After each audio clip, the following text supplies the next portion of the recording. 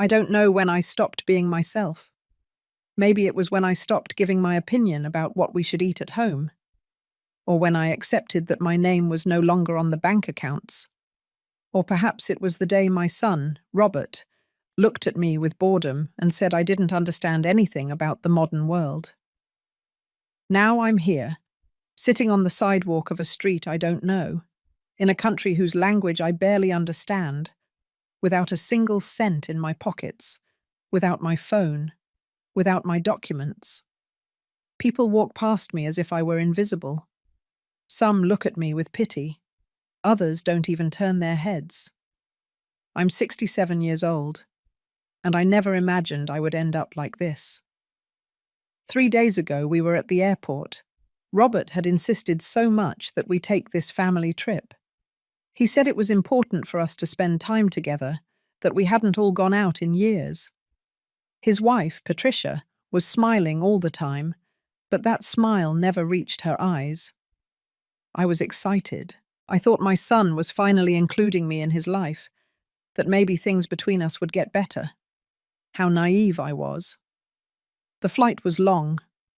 Robert and Patricia sat together, several rows ahead of me. They didn't turn around once during the whole trip to see how I was. I was in a middle seat, between two strangers who were sleeping. I looked out the window whenever I could, watching the clouds pass, wondering if this time would be different, if this time my son would see me as his mother and not as a burden. We arrived at the hotel at nightfall. It was a modest but clean place. Robert paid for 2 rooms, one for them and one for me. He gave me the key without looking me in the eye and told me to rest, that we would go out early the next day to see the city. I went up to my room, took off my shoes, and sat on the bed. The walls were white and bare. There was a small window that faced an alley. I stayed there, looking at that window, feeling a weight on my chest that I couldn't explain. The next morning, I went down to the lobby at 7 o'clock. Robert had told me we would meet at that time. I waited, sitting on one of those worn leather armchairs that cheap hotels have. I waited for an hour, then 2. Finally, I went up to their room and knocked on the door. No one answered. I went back down and asked the receptionist if he had seen my son. The man checked the computer and said something to me in a language I didn't understand well. I repeated Robert's name several times until the receptionist nodded and pointed toward the street. They were gone. I couldn't believe it. I went back up to my room. I looked for my phone, but it wasn't there. I checked my purse 3 times. I checked every drawer, under the bed, in the bathroom. Nothing. Then I remembered that the night before, Robert had asked for my phone. He said he needed to verify something about the return flights. I gave it to him without thinking. He never gave it back to me. I looked for my wallet. It wasn't there either. I had left it on the nightstand before going to sleep. Someone had entered my room while I was sleeping. I ran down to the lobby. I explained it to the receptionist as best I could. He looked at me with confusion, and then with something like compassion. He called someone on the phone. A woman who spoke a little Spanish arrived. I told her everything. She told me my son had only paid for 1 night of lodging for me. That checkout was at 11 o'clock in the morning. It was 10:30. I had 30 minutes left before they threw me out on the street. I begged her to help me, to call the police, to do something. She shook her head and told me that without documents, she couldn't do anything, that I needed to go to my country's consulate. I asked her where it was. She gave me an address written on a piece of paper. I looked at it without understanding. I had no money for a taxi. I had no way to get there. The woman looked at me sadly and walked away. At 11 o'clock sharp, the receptionist asked me to leave the hotel. I went out into the street wearing the clothes I had on: beige pants, a white blouse, and a grey cardigan that Robert had given me years ago. My shoes were worn. I started walking aimlessly, trying to find something familiar, someone who spoke my language. The streets were wide and clean. There were stores with signs I couldn't read, coffee shops full of young people looking at their phones. I kept walking, feeling the midday sun burn my skin. After walking for hours, I reached a small square. There was a coffee shop on the corner with a few tables outside. I sat on a bench near there. Not inside the coffee shop because I knew they would ask me to order something and I had nothing to pay with. I stayed on that bench, watching people pass. Happy families, couples holding hands, children running after pigeons. I was just an old woman sitting alone, invisible to everyone. I don't know how much time passed. The sun began to set. I was hungry. I was thirsty. But more than that, I was afraid. I didn't know where I would sleep that night. I didn't know what I would do the next day. I thought about Robert, about how he had planned all of this, about how he had brought me here just to abandon me.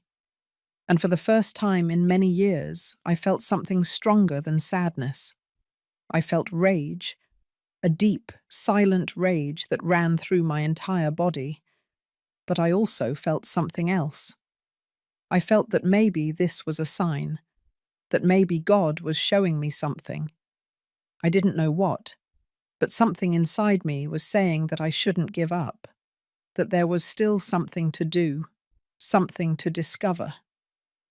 I wiped away the tears I didn't know were falling and took a deep breath. I was going to survive this. I didn't know how, but I would. Night fell completely and the lights of the coffee shop came on. I was still there, sitting on that bench, watching my life pass before my eyes like an old, blurry movie. A movie where I was only a supporting character in my own story. While I was sitting on that bench, watching the night fall over a city that wasn't mine, my mind began to travel backward. To the years that brought me here. To all the times I said yes when I should have said no. To all the moments when I made myself small so others could feel big. Robert was born when I was 25. His father died when he was barely 8. A work accident that left just my son and me, trying to survive on a miserable pension. I worked at whatever I could. I cleaned houses during the day and sewed clothes at night. My hands always smelled of bleach, and my fingers had permanent marks from the needles. But Robert never lacked anything. Never. I put him in good schools. I skipped meals to pay for his uniforms and books. When his classmates went to birthday parties with expensive gifts, I came up with any excuse to buy something presentable. Robert studied well. He was smart. Everyone said he would go far. And I clung to that idea as if it were my salvation, as if his achievements could erase my exhaustion. When he finished college, he got a good job. He started earning money. I was still cleaning houses because my pension wasn't enough for the rent. He told me to stop working, that he would help me. But his help came with conditions that I didn't understand then. He gave me money, yes, but he always made me feel like it was charity, that I should be grateful, that without him, I would be nothing. He met Patricia when he was 30. She came from a family with money. Her parents had properties, businesses. Robert was dazzled by that world. He started to change. He stopped visiting me as much. When he did, he talked to me about investments, stocks, opportunities that I would never understand. I just nodded, feeling stupider, more out of place, every time. They got married in an expensive ceremony. I sat in the front row in a dress I had bought at a thrift store. No one noticed. Or maybe they did, but no one said anything. During the reception, Patricia's parents talked about trips to Europe, their beach houses, million-dollar investments. I remained silent all night, feeling that I didn't belong there, that I never would. A year after the wedding, Robert came to visit me. He brought papers. He told me there was an incredible investment opportunity, but that he needed my help. I had a small apartment that I had bought with my life savings. It was the only thing in my name. Robert explained that if I put the apartment up as collateral, he could access a large loan and multiply the money. He promised me that in 6 months he would give me everything back with profits. I signed. I signed without reading properly. I signed because he was my son and because I trusted him. Because I thought he was finally including me in his plans, that he finally saw me as someone useful. 6 months passed, then a year, then 2.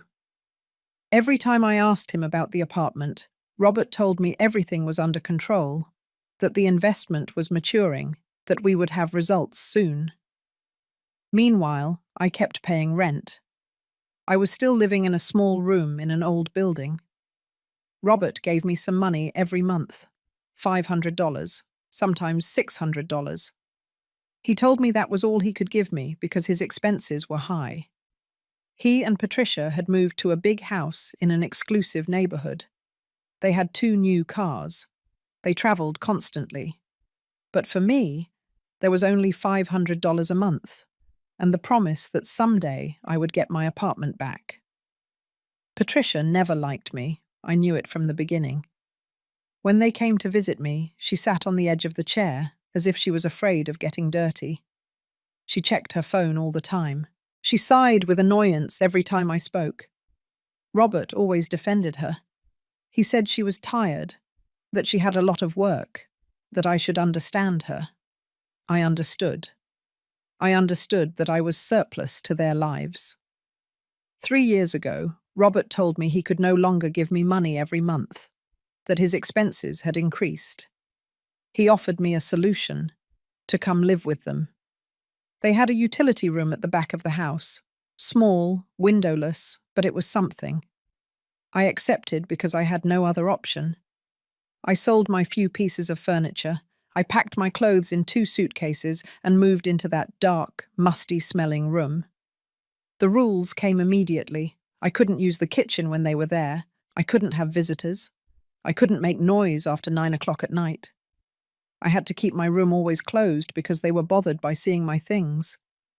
Patricia left me lists of chores every morning. Wash the dishes, clean the bathrooms, fold the laundry. I became their housekeeper, but without a salary. Robert acted as if everything was normal, as if I should be grateful for having a roof over my head. And maybe I was. Maybe there was something broken inside me that made me believe I deserved that treatment, that after everything I had done for him, this was fair, that I was a burden and had to pay for existing. I stopped going out. I stopped seeing my few friends. I was ashamed to tell them how I lived. I stopped going to church on Sundays because I didn't have decent clothes.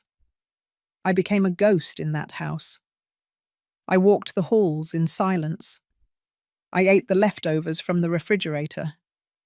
I slept in that windowless room, dreaming of a life I would no longer have.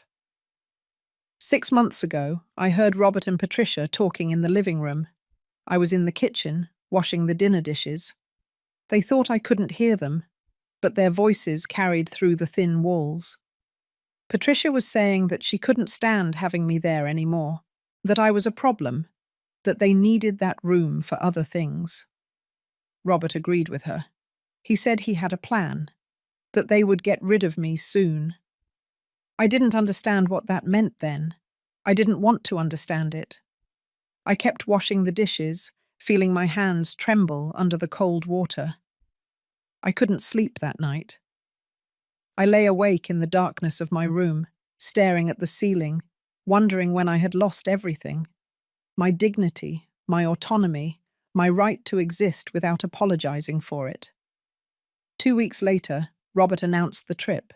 He said he wanted to make amends, that he had been hard on me and that I deserved a vacation. Patricia was smiling beside him, but that smile gave me the chills. I wanted to believe.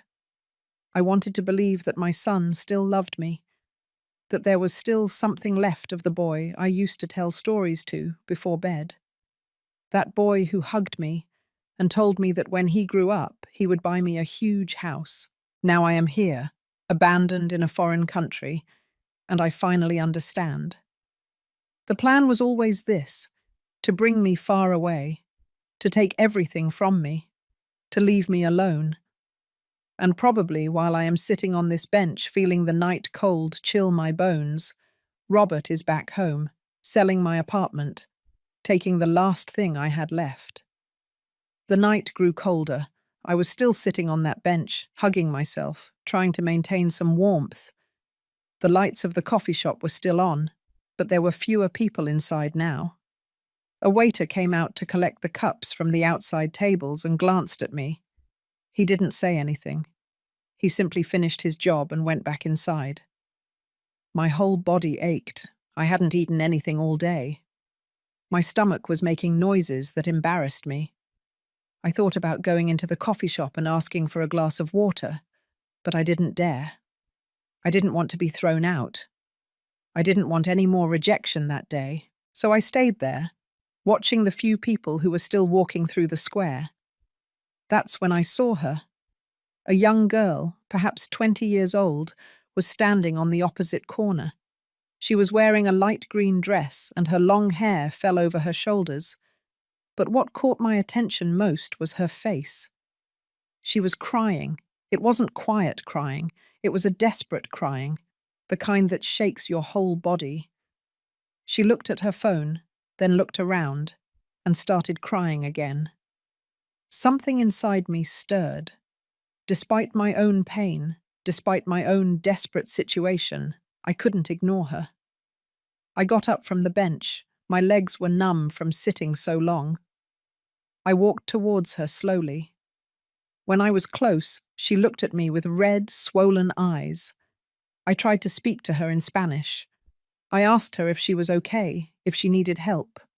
She shook her head and spoke to me in that language I didn't understand. But pain is universal.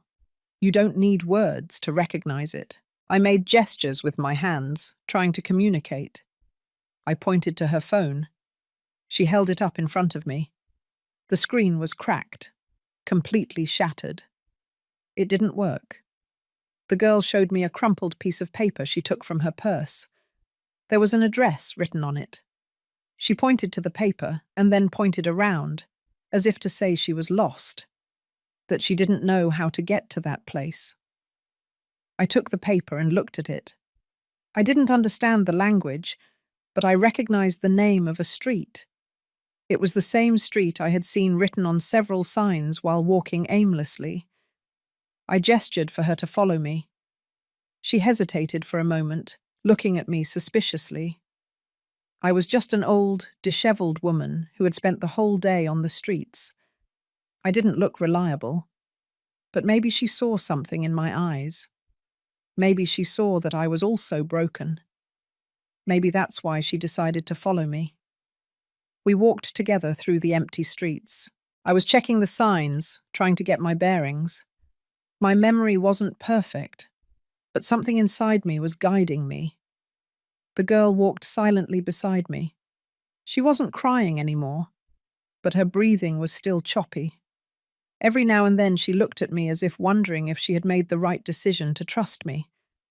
After walking for 20 minutes, we reached a different area.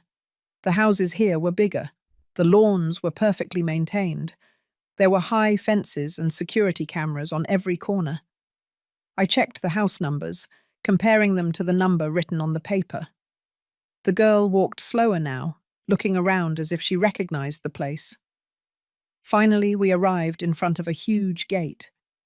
Behind it stood a house that couldn't be called a house. It was a mansion. 3 stories of modern architecture, with huge windows lit from inside. There was a garden that looked like it was straight out of a magazine. Water fountains, sculptures, perfectly trimmed trees. The girl saw the house and started crying again, but this time they were tears of relief. She ran toward the gate and pressed a button on the intercom. She spoke quickly in her language. Seconds later, the gate began to open. An older man ran out of the house. Grey hair. An elegant suit even at that time of night. He was shouting the girl's name. When he reached her, he hugged her with a force that made me remember what it feels like to be loved by a father. The girl pointed toward where I was standing. The man turned to look at me. He approached, walking quickly. I instinctively took a step back. I didn't know what to expect. He spoke to me in that foreign language, but his tone was warm, kind. The girl explained something to him, pointing at me, pointing at the paper with the address. The man nodded as he listened. Then he did something I didn't expect. He bowed slightly in front of me as a sign of respect and took my hands. His hands were soft, warm. Mine were cold and rough. He spoke to me slowly, as if I might understand if he spoke slower. I could only smile and shake my head. I didn't understand anything. A woman came out of the house, also older, with her hair pulled back in an elegant bun. She was wearing a cream-colored silk robe. She ran to the girl and hugged her too. Then she looked at me. Her eyes filled with tears. She came closer and hugged me. I stood rigid for a moment. I didn't remember the last time someone had hugged me like that. With genuine gratitude. With warmth. The man gestured for me to enter the house. I shook my head. I didn't want to be a bother. I had done what I needed to do. The girl was safe. I could leave. But he insisted. He took my arm gently and guided me toward the house. The woman walked on the other side, smiling at me, saying things that I didn't understand, but that sounded kind. We entered the house, and I stopped in the foyer. Everything was too much. The floor was white marble. There was a curved staircase that led up to the second floor. Huge paintings hung on the walls. Crystal lamps hung from the ceiling. I looked at my dirty shoes and felt ashamed. I didn't belong in that place. The woman led me to a huge living room. There were beige leather sofas that looked like they had never been used. A fireplace took up an entire wall. She made me sit on one of the sofas. I sat on the edge, afraid of getting anything dirty. The man said something to the girl, and she ran off toward another part of the house. The woman sat across from me. She looked at me with a mix of curiosity and concern. She pointed to me, and then made a gesture as if eating. I nodded. I was so hungry my stomach hurt. She got up and left the room. The man remained standing, looking at me. I looked down. I didn't know what to do with so much attention. The girl returned with a soft blanket. She put it over my shoulders. It was warm, as if she had put it in a dryer before bringing it. The warmth enveloped me, and I felt my body could finally relax. The woman came back with a tray. There was a steaming bowl of chicken noodle soup, freshly baked cornbread, and a glass of water. She placed everything on the table in front of me. I looked at the bowl, and the tears began to fall. I couldn't control them. All the tension of the day, all the fear, all the humiliation came out suddenly. I cried in front of these strangers who had welcomed me into their home without knowing me. The woman sat beside me and hugged me again. She didn't say anything. She just let me cry. When I finally calmed down, I picked up the spoon with trembling hands and ate. The soup was delicious, hot, comforting. Each spoonful gave me back a little bit of humanity. The bread was soft and sweet. I ate slowly, trying not to look desperate, although I was. They watched me eat with kind smiles. When I finished, the man sat across from me. He took out his phone and opened a translation app. He wrote something and showed me the screen. In Spanish, it read, "What is your name?" I took the phone and wrote my name. Mary Rodriguez. He read it and nodded. He wrote again, "I am Mr. Wilson. This is my wife, Mrs. Wilson. Our daughter is Olivia." I nodded. Olivia was smiling at me from the other sofa. Mr. Wilson wrote another question. Why are you alone on the street? I looked at that question for a long time. I didn't know if I should tell them the truth. I didn't know if they would believe me. But something in their faces told me I could trust them. That maybe, for the first time in a long time, someone really cared about me. I took the phone and started writing. My fingers trembled as I wrote on that phone. I told them everything. How my son had brought me to this country with the promise of a family vacation. How he had taken my phone and wallet while I was sleeping. How they had abandoned me at the hotel without money, without documents, without anything. I told them I had been on the streets all day without knowing what to do or where to go. Mr. Wilson read every word with a frown. When I finished writing, he passed the phone to Mrs. Wilson. She read it and put a hand over her mouth. Her eyes filled with tears again. Olivia also read it and looked at me with deep sadness. The three of them looked at each other and started talking in their language. I could only watch them, trying to understand from their gestures and expressions what they were saying. Mr. Wilson took the phone again and wrote, "You are staying here tonight. Tomorrow we will help you." I shook my head. It had been enough of a bother. They had given me food and warmth. I couldn't ask for more. But Mrs. Wilson placed her hand on mine and firmly shook her head. Mr. Wilson wrote again, "It's no bother. It's the right thing to do. You saved our daughter." I didn't know what to say. I could only nod as more tears rolled down my cheeks. Mrs. Wilson helped me get up from the sofa. My legs barely responded from exhaustion. She guided me toward the stairs, and we went up to the second floor. The hallway was wide, with soft carpets under my feet. There were family photos on the walls. Olivia at different ages. Trips. Celebrations. A happy family. Mrs. Wilson opened a door, and we entered a room that was bigger than the entire room I had lived in for the last 3 years. There was a huge bed with impeccable white sheets, large windows with thick curtains, a private bathroom that I could see from the entrance. Mrs. Wilson showed me everything. She pointed out where the towels, soap, and shampoo were. Everything new, everything clean. She left me alone after giving me one more hug. I closed the door and stood in the middle of that room for several minutes. I couldn't believe what was happening. A few hours ago, I was sitting on a bench, cold and hungry, thinking that maybe this would be my last night.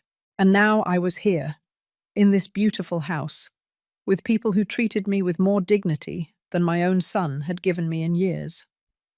I went into the bathroom. It was all white marble with gold accents. There was a large bathtub and a separate shower. I turned on the shower water and waited for it to warm up. I took off the clothes I had worn all day. I looked at myself in the mirror. A 67-year-old woman with deep, dark circles looked back at me. My hair was messy and greasy. My skin looked pale and blotchy. I had aged so much in such a short time. The hot water fell over my body, and it was as if I was washing away not only the dirt of the day, but years of humiliation. I cried in the shower. I cried for everything I had lost.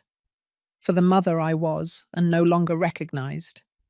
For the years I had dedicated to a son who had now discarded me like trash. But I also cried with relief. Because in the midst of all this horror, I had found kindness in unexpected places. I stepped out of the shower and wrapped myself in a towel so soft it felt like a cloud. There was a nightgown folded on the bed. It was white cotton with small embroidered flowers. I took it carefully and put it on. It was a little big on me, but it was comfortable and smelled of lavender. I got under the sheets and my body sank into the softest mattress I had ever slept on in my life. I turned off the light and stared at the ceiling. In the darkness, my mind began to process everything that had happened. Robert's betrayal, the abandonment, but also This miracle. Because that's what it was. A miracle. If I hadn't helped Olivia, I would be sleeping on the street right now. Or maybe I wouldn't be sleeping. Maybe something worse would have happened to me. I thought about my apartment, about that small place I had bought with so much sacrifice, and that Robert had taken from me with lies. I thought about how I had signed those papers trusting him, about how he never gave me anything back. Now I understood that he never would, that he had probably already sold it, that this was probably the real reason for this trip, to take me away so I couldn't stop him. I fell asleep with those bitter thoughts, but also with a strange sense of peace. For the first time in years, I was in a place where I felt safe. I woke up with the sun streaming through the windows. For a moment, I didn't know where I was. Then I remembered everything. I got up slowly and opened the curtains. The view was beautiful. A huge garden stretched out behind the house. There were fruit trees, flowers of all colours, and a swimming pool that glittered under the morning light. Someone knocked softly on the door. It was Mrs. Wilson. She entered with a smile and motioned for me to follow her. We went down to the dining room. It was a room with a long, dark wood table. Mr. Wilson was already there, reading the newspaper. He stood up when he saw me and pointed to a chair. Olivia arrived a few minutes later, still in her pajamas, with messy hair but a smile on her face.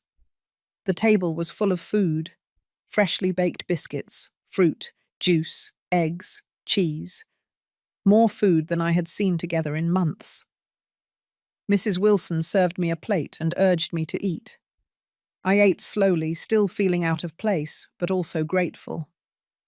After breakfast, Mr. Wilson took out his phone again.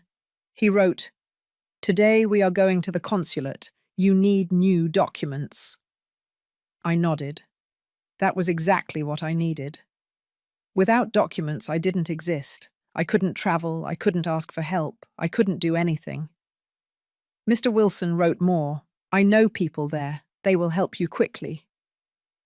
We got into a black, elegant car.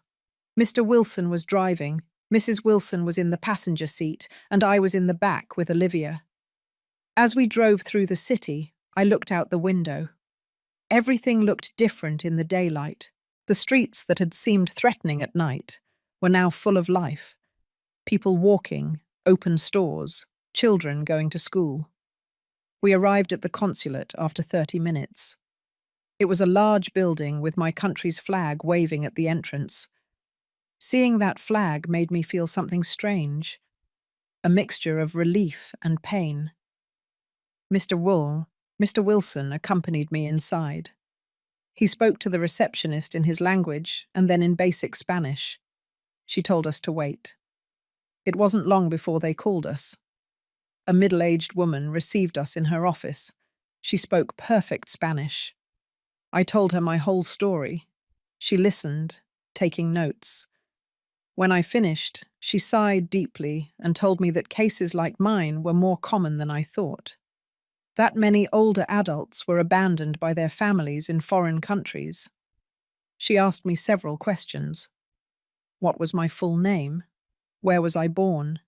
Names of my parents, my previous address. I answered as best I could. Some details I remembered clearly.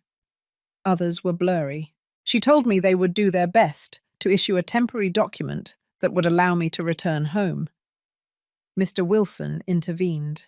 He spoke to the woman in that language I didn't understand. She nodded as she listened. Then she looked at me and said, "Mr. Wilson is offering to cover all the expenses for your return ticket and any administrative costs that arise." I looked at Mr. Wilson with tears in my eyes. He just smiled and nodded. We left the consulate with the promise that my temporary documents would be ready in 3 days, 3 more days in this foreign country. But now I had hope. I had a way back home. Mr. and Mrs. Wilson had given me that. In the car on the way back, Mr. Wilson made an unexpected stop. We stopped in front of a clothing store. Mrs. Wilson took my arm and made me go in. I protested, telling her it wasn't necessary, but she didn't listen to me. They had me try on several outfits: pants, blouses, a jacket, new shoes, underwear. Mrs. Wilson paid for everything without hesitation.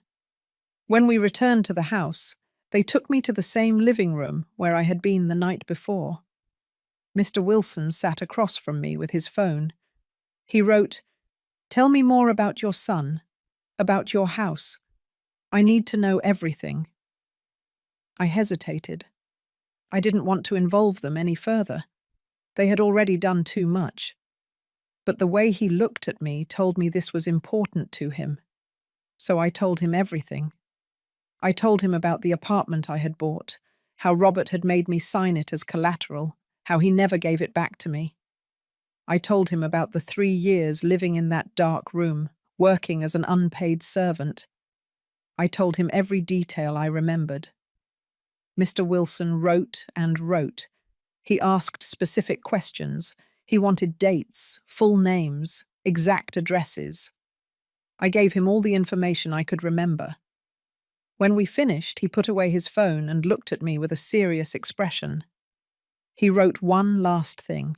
"I am going to help you get back what is yours." The next 2 days were strange for me. Living in that house was like being in a dream I didn't want to wake up from. Mrs. Wilson treated me like I was part of the family. She made me sit with them during meals. She showed me the garden and told me stories that I barely understood, but that I listened to attentively because of the warmth of her voice. Olivia taught me words in her language and laughed when I mispronounced them. Mr. Wilson spent many hours in his office, a room on the first floor full of books and a large computer. I saw him go in and out with papers in his hands, talking on the phone with people. Sometimes he called me and asked me more questions about Robert, about the apartment, about the papers I had signed. I answered everything as best I could, although I didn't fully understand why he needed so much information. On the afternoon of the second day, Mr. Wilson asked me to sit with him in his office. He had that serious expression that I had seen before. He opened his computer and showed me the screen. He had found public property records in my city. And there it was, my apartment, the one I had bought so many years ago with the sweat of my brow. But the name that appeared as the owner was no longer mine. It was Robert Marquez. I felt like I had been punched in the stomach. Seeing that written, official, real, took my breath away. Mr. Wilson wrote on his phone, "Your son registered the apartment in his name 2 years ago. He used a forged deed." I knew something like this had happened, but seeing it confirmed was different. It made it real in a way that hurt me to the bone. Mr. Wilson continued writing, "I know lawyers in your state. Good lawyers. I also know people who can investigate this further." I looked at him without being able to speak. This man who barely knew me, who had only seen me 2 days ago, was doing more for me than my own son had done in years. I asked him why. Why was he doing all this for a stranger? He took his time to write the answer. "When I was your son's age, my father was scammed by his business partner. It left him ruined. No one helped him. He died alone and poor 2 years later. I was young then. I didn't have the resources to help him. I promised that if I ever could help someone in a similar situation, I would. You are giving me that opportunity." I read those words for 3 times. There was so much pain in them, but also so much determination.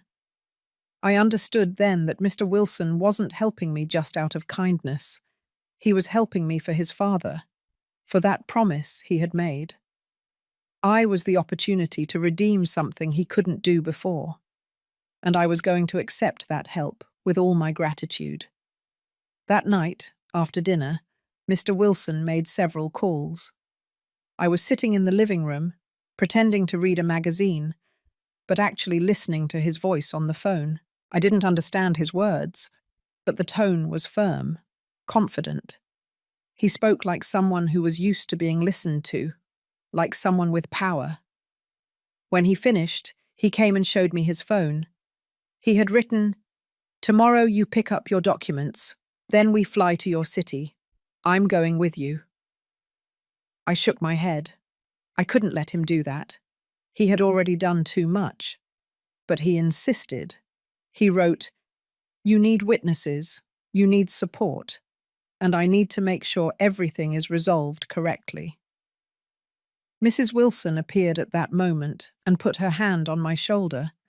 She smiled at me in that way that was already familiar to me, a smile that said everything was going to be all right.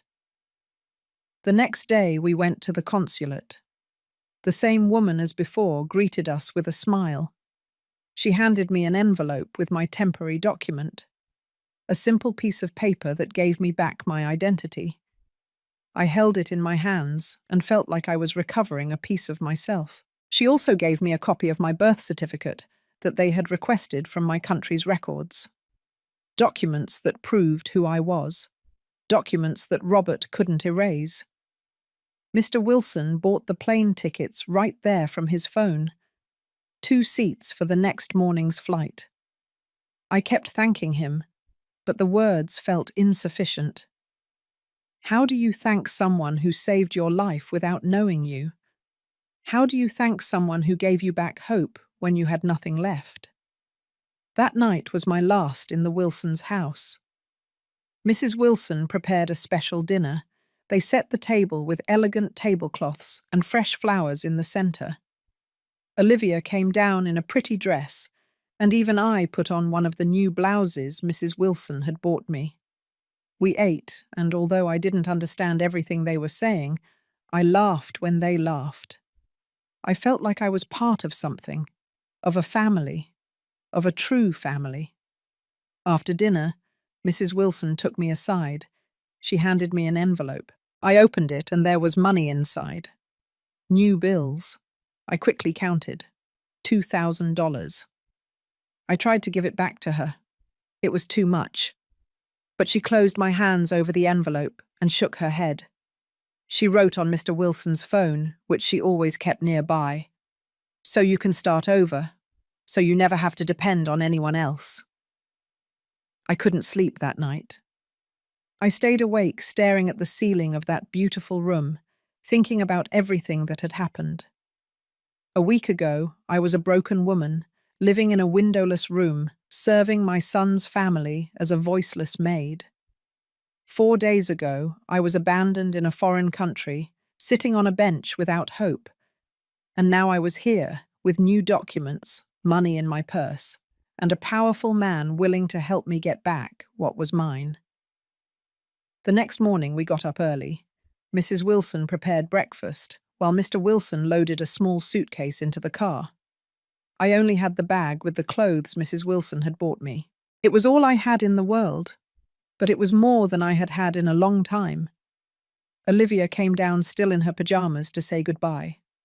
She hugged me tightly and whispered something to me in her language. I don't know what she said, but it sounded like a blessing. The drive to the airport was silent. I looked out the window, memorizing the streets of this city that I had known under the worst circumstances, but that now held my best recent memories. Mr. and Mrs. Wilson were in the front, holding hands. I realized in that moment what a real marriage was. 2 people who supported each other, who made decisions together, who respected each other. The complete opposite of what Robert and Patricia had. At the airport, Mrs. Wilson hugged me for a long time. I felt her tears on my neck and mine falling onto her shoulder. We didn't need words. Love and gratitude communicated in that hug. When we finally separated, she put something in my hand. It was a small silver necklace with a tiny medal, a Virgin Mary. I put it around my neck immediately. Mr. Wilson and I went through security. He carried his suitcase and I carried my bag. In the waiting area, Mr. Wilson opened his computer and showed me more documents he had obtained. He had hired a private investigator in my city. In just 2 days, that investigator had discovered things that chilled my blood. Robert had sold my apartment 6 months ago for $200,000. The money had gone directly into his bank account. But that wasn't all. He had also tried to collect my pension, impersonating my legal representative. He had forged my signature on multiple documents. He had declared to the authorities that I was mentally incapacitated and that he was my legal guardian. I read all of that with trembling hands. My own son had erased me from the map. He had stolen everything from me and then declared me incompetent so I couldn't defend myself. And the final plan had been to abandon me abroad so I could never return to claim anything. It was a perfect plan. Cruel, but perfect. Mr. Wilson wrote, "We have all the evidence, forgery of documents, theft, fraud. It is enough for a strong legal case." I nodded as I read, but inside I felt a huge emptiness. It wasn't just about the money or the apartment. It was about realizing how far Robert had gone to get rid of me. His own mother, the woman who had sacrificed everything for him. We boarded the plane. Mr. Wilson had first-class seats. I had never flown first class. The seats were huge and comfortable. The flight attendants offered us champagne before takeoff. I asked for water. During the flight, Mr. Wilson worked on his computer. I looked at the clouds outside the window, mentally preparing myself for what was to come. We landed in my city 12 hours later, at night.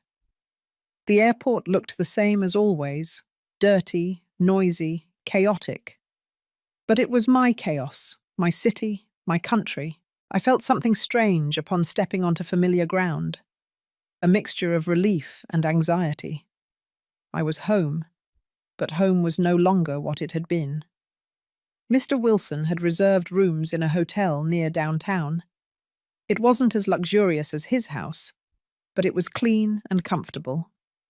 He left me in my room and told me to rest, that tomorrow everything would begin.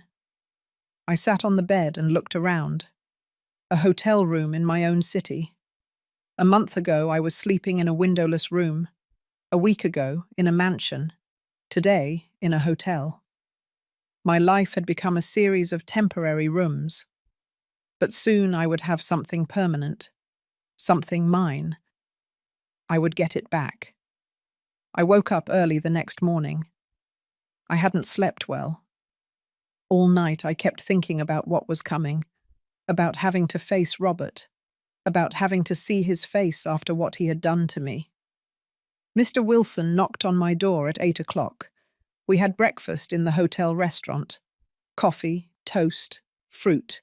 I could barely eat. My nerves tied my stomach in knots.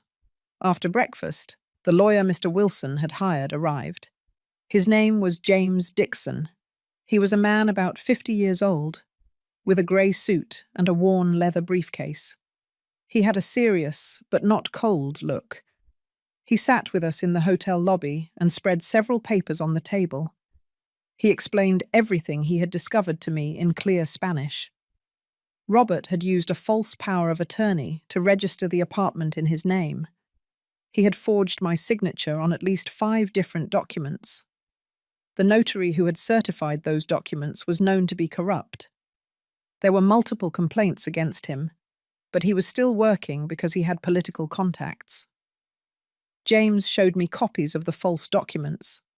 Seeing my signature there, imitated but clearly not done by me, turned my stomach. Robert had practiced my signature. He had studied every curve, every dot. He had dedicated time to learning how to falsify me. That required premeditation. It required pure malice. The lawyer told me that we had a very strong case, but that we would need to act quickly. Robert might try to flee or hide more assets if he found out I had returned. We needed to surprise him. James had already prepared a formal complaint with the district attorney's office. He just needed my signature, my real signature this time. I signed every paper he put in front of me. My hand trembled, but the signature came out clearly. James collected everything and told me that in 2 hours we would have a court order to freeze all of Robert's bank accounts. He would also request an arrest warrant for fraud and forgery of documents. He told me this was only the beginning. Mr. Wilson had been listening to everything in silence. Now he spoke to the lawyer in basic Spanish. He asked him how long the whole process would take. James replied that if everything went well, in 3 months we could have a sentence. 3 months to get back what was mine. Teacher. 3 months for justice to be served. After the lawyer left, Mr. Wilson and I remained seated in the lobby. I felt exhausted, even though the day was just beginning. Mr. Wilson showed me his phone. He had written, "Do you want to go see your old apartment?" I hesitated. I didn't know if I was ready to see that place that had been mine and that now belonged to someone else. But I also needed to see it. I needed to remember why I was doing all this. We took a taxi. I gave the address to the driver.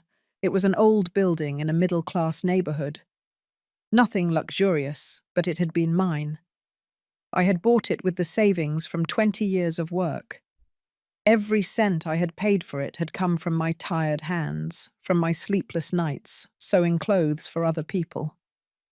We got out of the taxi and stood in front of the building. It hadn't changed much. The paint was still the same worn cream color.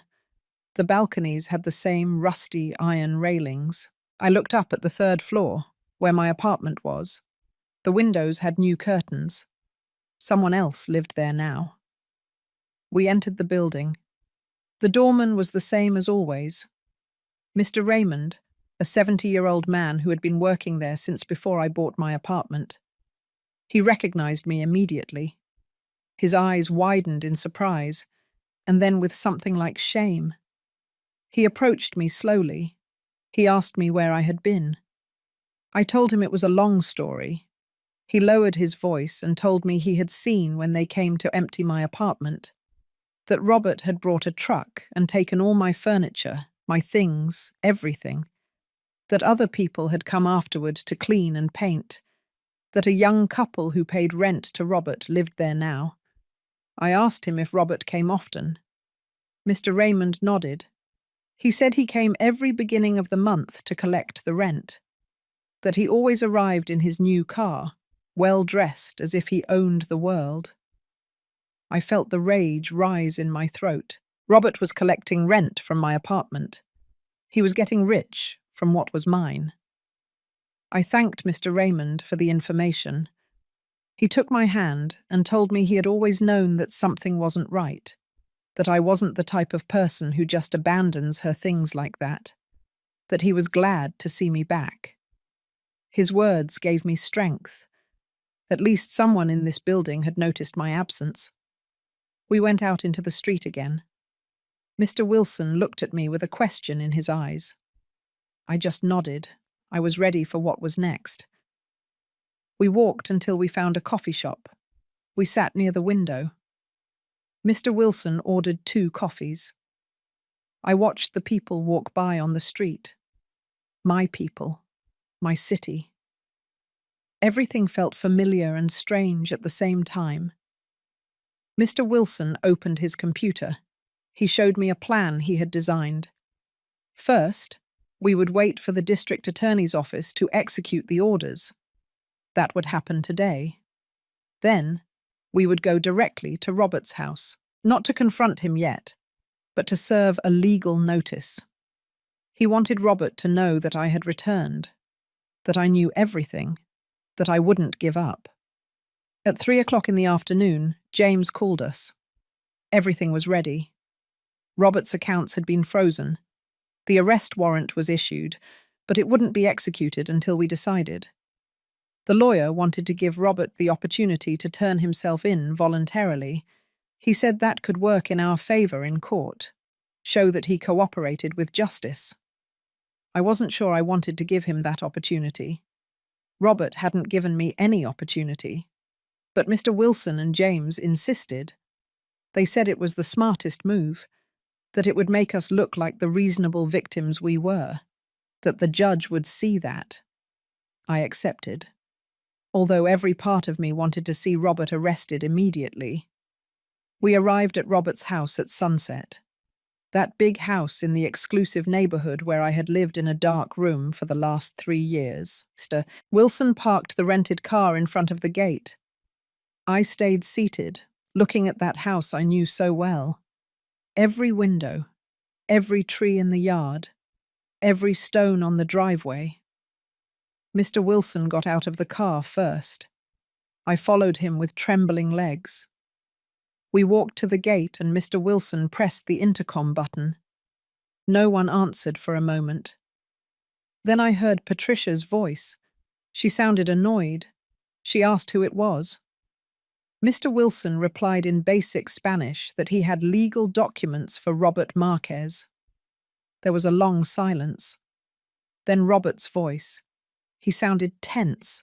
He said he wasn't taking visitors.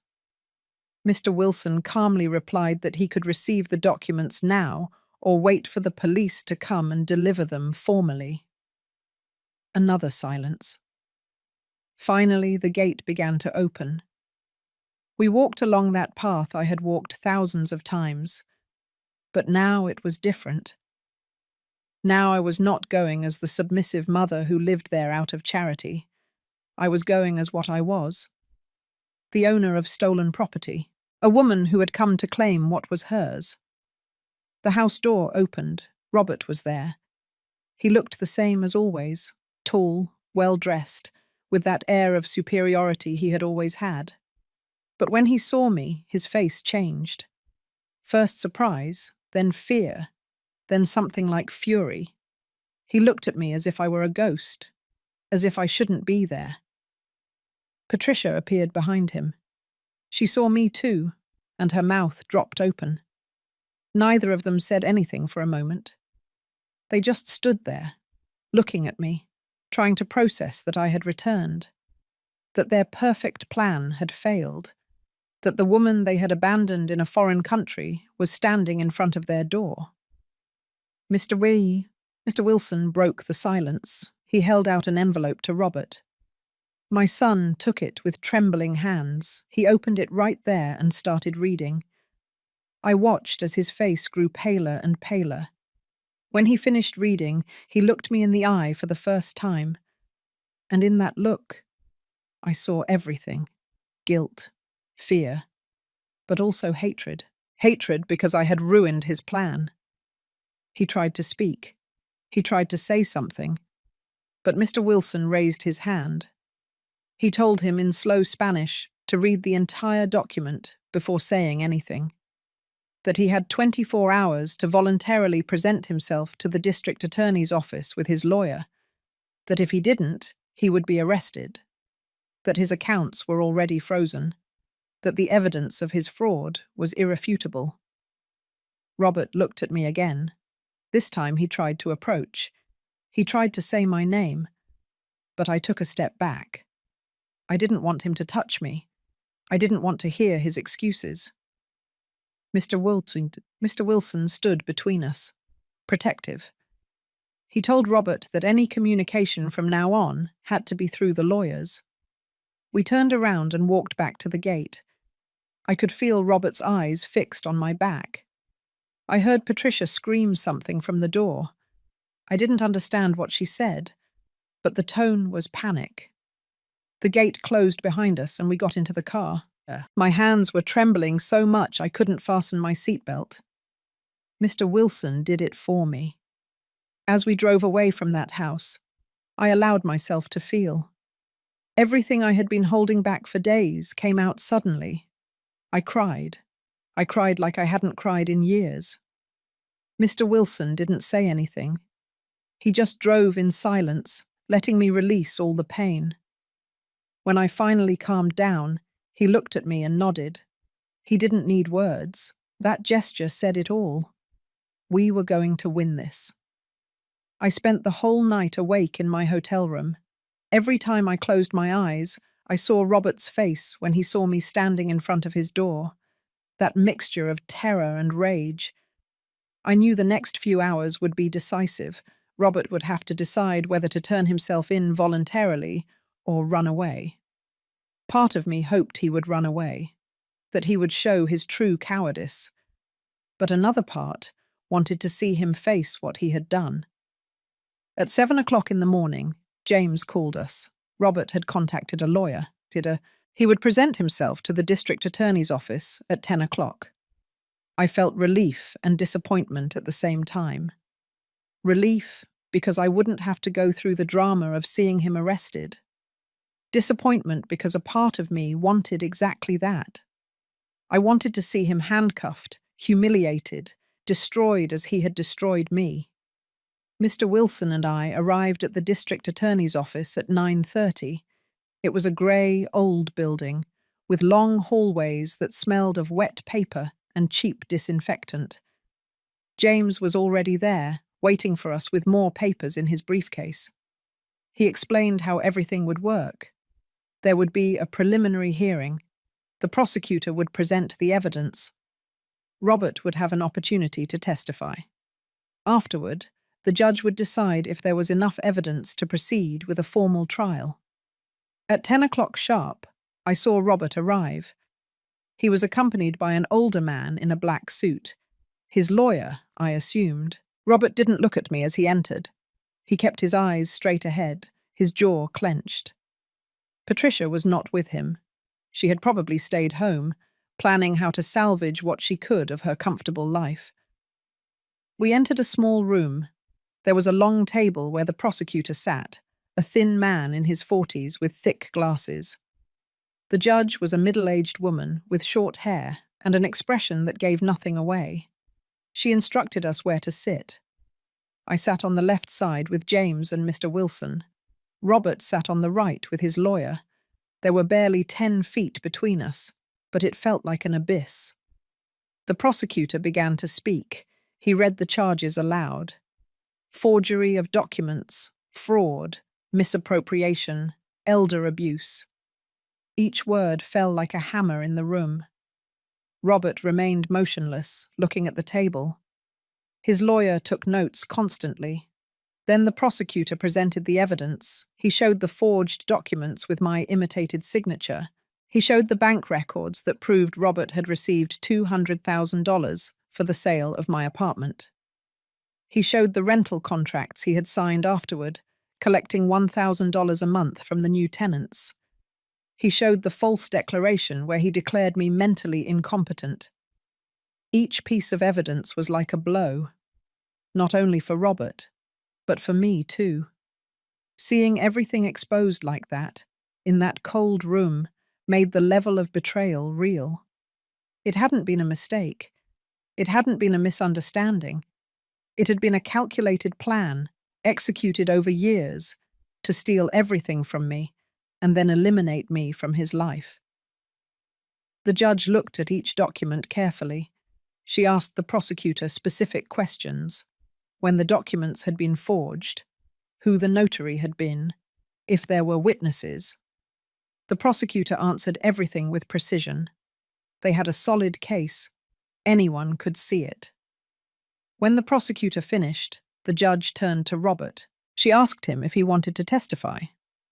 Robert's lawyer whispered something in his ear. Robert nodded and stood up. For the first time since we entered the room, he looked directly at me. He began to speak in a trembling voice.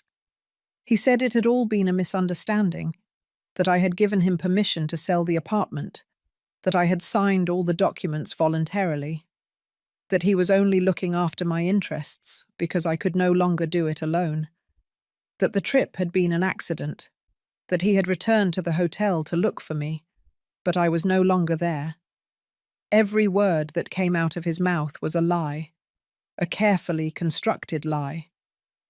But his voice didn't sound convincing. It trembled too much. His hands moved nervously. Even his lawyer seemed uncomfortable with what he was saying. The judge interrupted him. She asked him why then my signature on the documents didn't match my real signature. Why there was no record of me having been present when those papers were signed. Why he had declared me incompetent without a medical evaluation. Why he had collected money from the sale without giving any to me. Robert stammered, trying to answer. He said the notaries had made mistakes, that the documents had been misplaced, that he thought I had received the money. Each answer sounded more desperate than the last. His lawyer finally touched his arm, signaling him to be quiet. Then James stood up. He asked the judge for permission to present additional evidence. She nodded. My lawyer took more papers from his briefcase. They were records from the last 3 years. They showed that I had lived in Robert's house without receiving any payment, that I had no access to bank accounts, that I had no registered income. He had statements from neighbors confirming that I worked as a housekeeper in that house. Then he presented something I didn't know he had, text messages between Robert and Patricia. They had obtained them with a court order. In those messages, Robert and his wife spoke openly about their plan, about how they would get rid of me, about how much money they would make selling the apartment, about the trip they would use as an excuse to abandon me. The room went silent as the judge read those messages.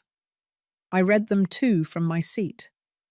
Seeing the words written by my son was worse than anything I had imagined. In those messages, I was not his mother.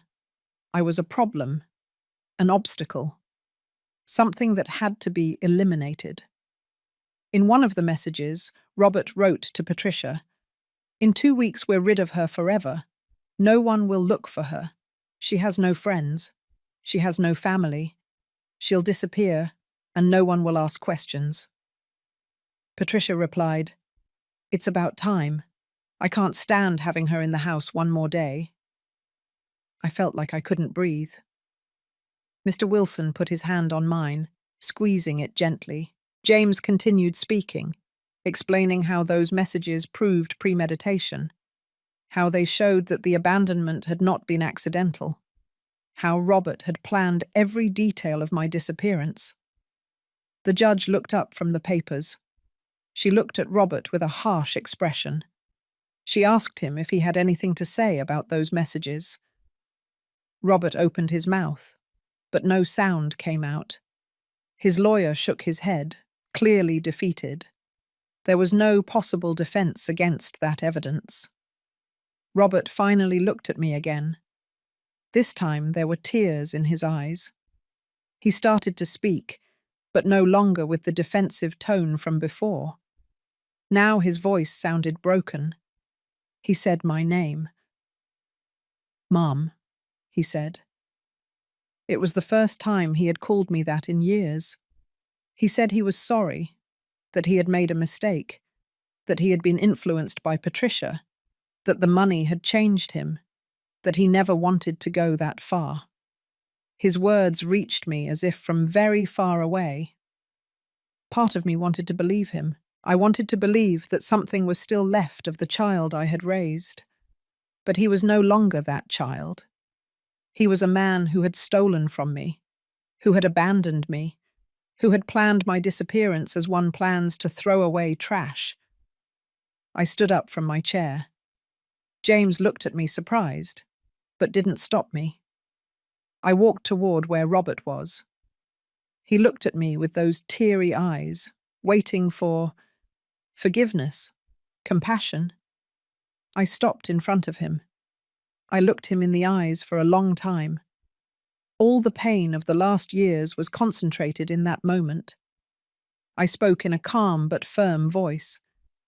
I told him I had given him everything, that I had worked until my hands bled so he would never lack anything, that I had gone without eating to buy him books and uniforms, that I had sacrificed my entire life so he could have a future, and that he had repaid me by stealing from me, humiliating me and abandoning me as if I were worthless. I told him that what hurt me the most was not the money or the apartment. It was knowing that all that love I had given him for 42 years had meant nothing to him. that I had been just a means to an end, a source of resources that could be exploited and then discarded.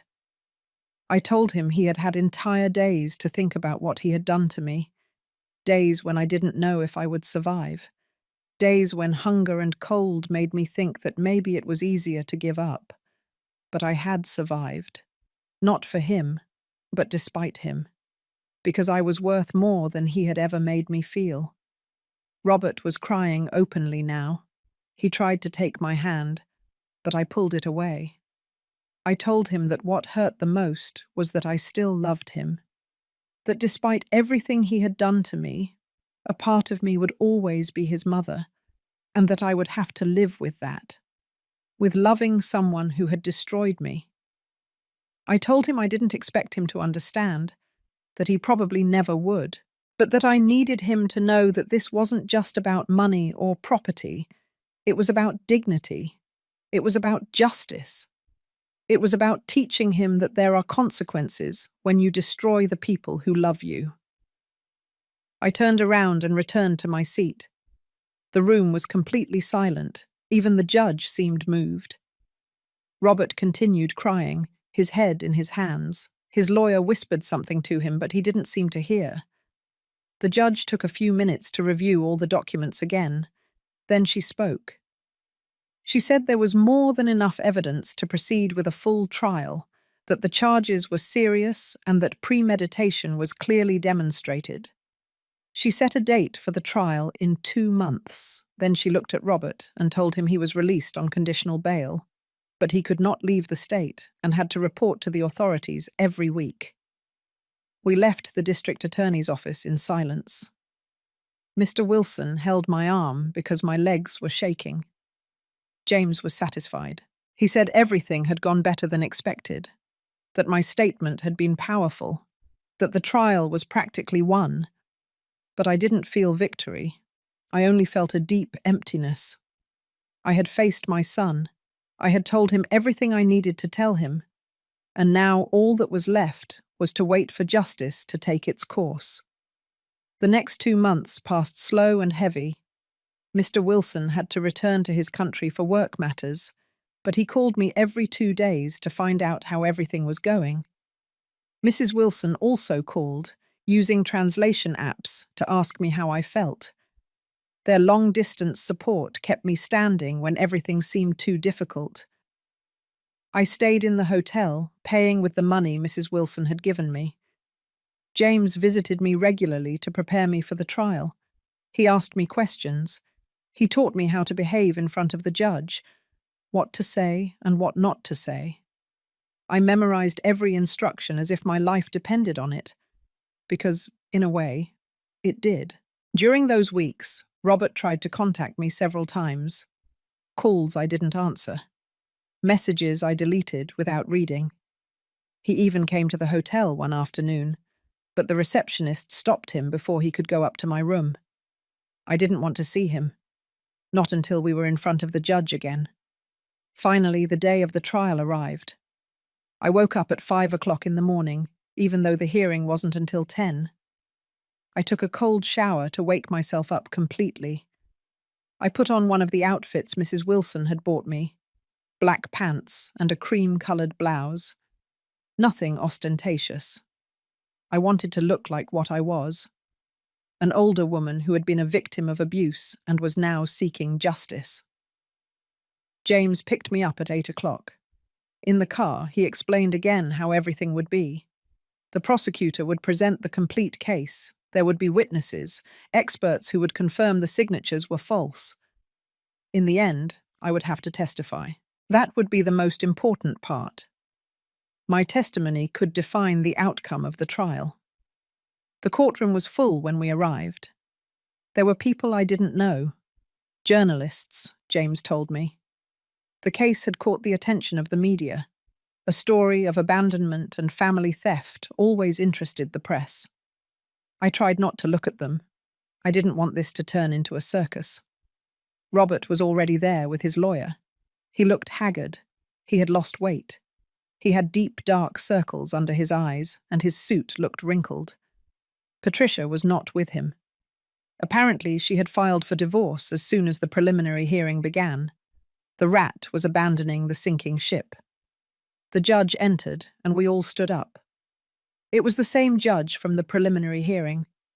The woman with short hair and a serious expression. She instructed us to sit down, and the trial began. The prosecutor presented everything again. The evidence, the forged documents, the messages between Robert and Patricia, the bank records. Each piece of evidence was presented methodically, building a case impossible to refute. They called the expert who had analyzed the signatures. He confirmed under oath that the signatures on the sale documents were not mine, that they had been forged by someone who knew my signature, but who clearly was not me. They called Mr. Raymond, the doorman of my old building. He testified that he had seen when my apartment was emptied, that I was not present, that Robert had directed everything and had later started collecting rent from the new tenants. They called neighbors from the house where I had lived those last 3 years. They testified that they had seen me working as a housekeeper, that I was never treated like family, that I lived in a separate room and ate separately. Their testimonies painted a clear picture of abuse and exploitation. Robert's lawyer tried to defend the indefensible. He argued that I had given verbal consent for everything, that the documents were a technicality, that the relationship between mother and son was complex and could not be judged by normal rules. But his arguments sounded hollow against the mountain of evidence. Finally, they called me to testify. I walked toward the stand with trembling legs. I put my hand on the Bible and swore to tell the truth. I sat in that high chair, looking at the whole room. Robert kept his gaze lowered. He couldn't look me in the eye. The prosecutor asked me questions. I told him my story from the beginning. How I had raised Robert alone after his father died. How I had worked until I was destroyed to give him a good life. How I had trusted him when he asked me to sign the apartment papers. How that trust had been betrayed. I told him about the 3 years living in that dark room, about how my autonomy had been taken away from me little by little, about the trip I thought would be a reconciliation, but which was actually my death sentence, about waking up in that hotel with nothing, about walking on foreign streets without knowing if I would survive. My voice broke several times. Tears fell without me being able to stop them. But I didn't stop talking. I needed everyone in that room to know what they had done to me. I needed Robert to hear every word of my pain. Robert's lawyer tried to cross-examine me. He asked me if it wasn't true that I had been a burden on my son, if it wasn't true that I had agreed to live in his house because I had nowhere else, if it wasn't true that he had given me money for years. Every question was an attempt to make me look like the villain. But I answered calmly.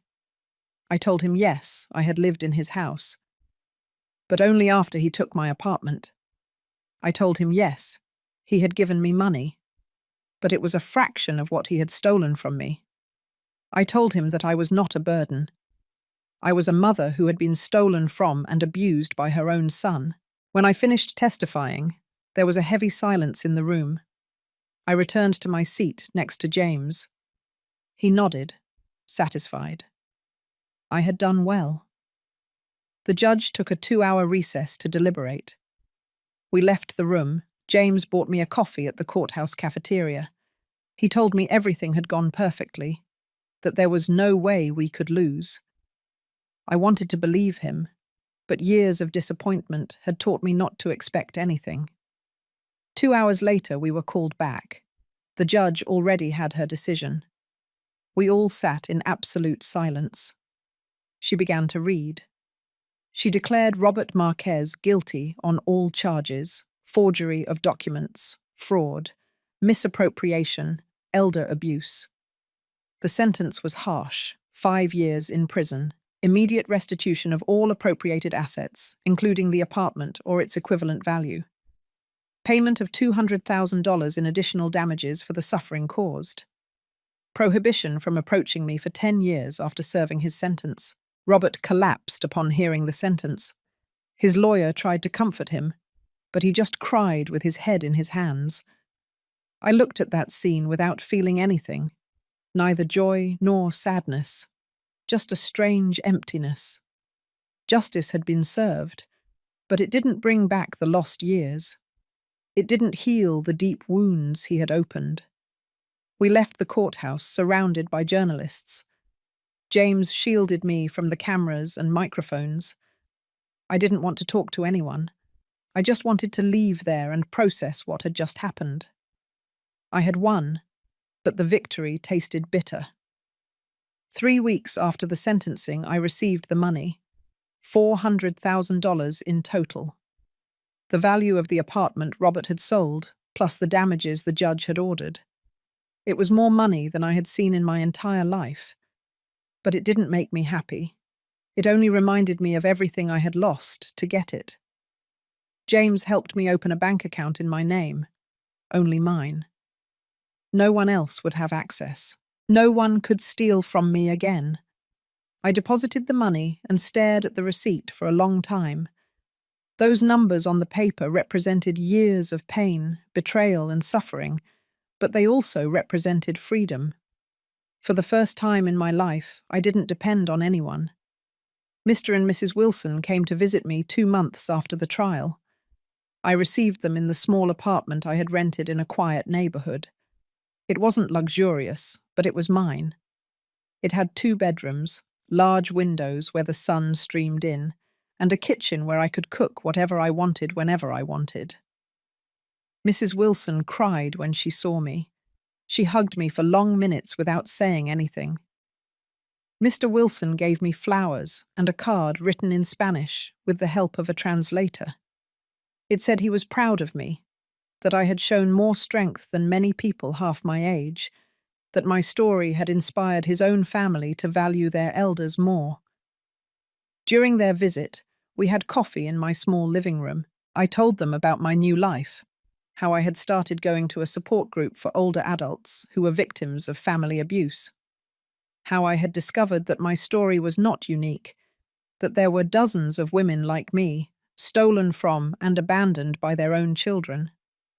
In that group I met 3 other women, Joanna, 65, whose daughter had stolen her house, Brenda, 70, whose son had left her in a nursing home without ever visiting her, Olivia, 62, whose grandchildren had swindled her with a fake business.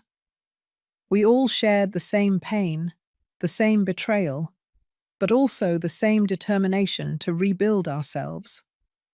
Together we decided to create something, a foundation to help other older adults in similar situations.